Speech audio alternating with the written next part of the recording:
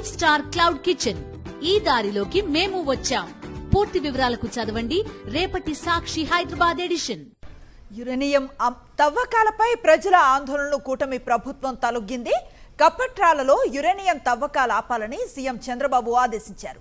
Uranium తవ్వకాలకు వ్యతిరేకంగా కర్నూలు జిల్లాలో తీవ్ర స్థాయిలో ఆందోళనలు జరిగాయి. తమ గ్రామాలను పరిరక్షించాలని, తాము నమ్ముకొని ఉన్న భూములు, ఇళ్ల సమీపంలో యురేనియం తవ్వకాలు జరిపితే తమ గతి ఏంటంటూ రోడ్డెక్కారు ప్రజలు. యురేనియం తవ్వకాలు చేపడితే తీవ్ర పరిణామాలు చోటు చేసుకుంటాయని వారంతా ఆందోళన చెందారు.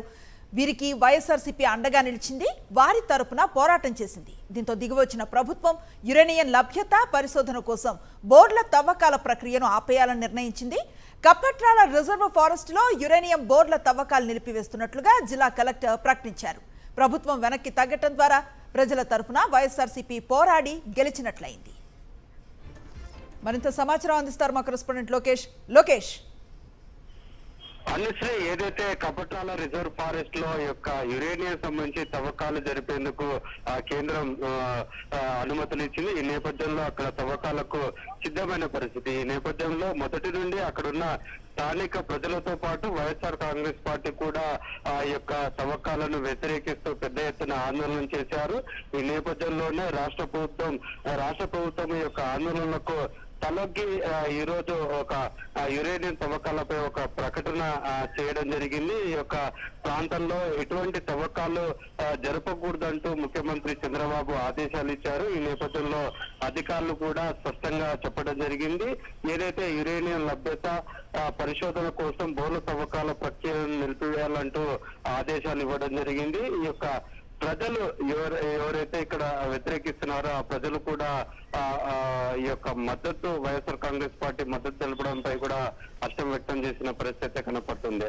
అయితే ఈ యొక్క ప్రాంతంలో తవ్వకాలు జరిగితే పూర్తి స్థాయిలో ఒక 20 గ్రామాలతో పాటు సుమారుగా 100 కిలోమీటర్ల రేడియస్ లో ఈ యొక్క ప్రాంతం అంతా దెబ్బతింటుందనే భావన ప్రజల్లో ఎక్కువగా ఉన్న నేపథ్యంలో పెద్ద ఎత్తున ఆందోళన కూడా చేయడం జరిగింది.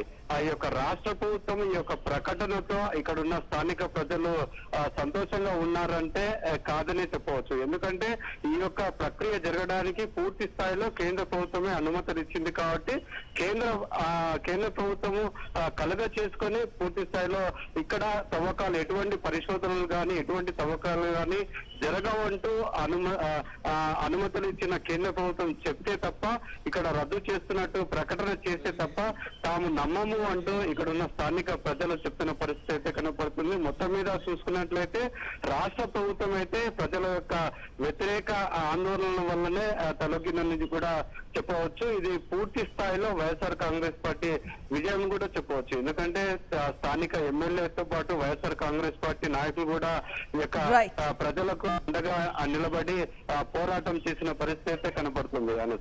Right, thank you Lokesh.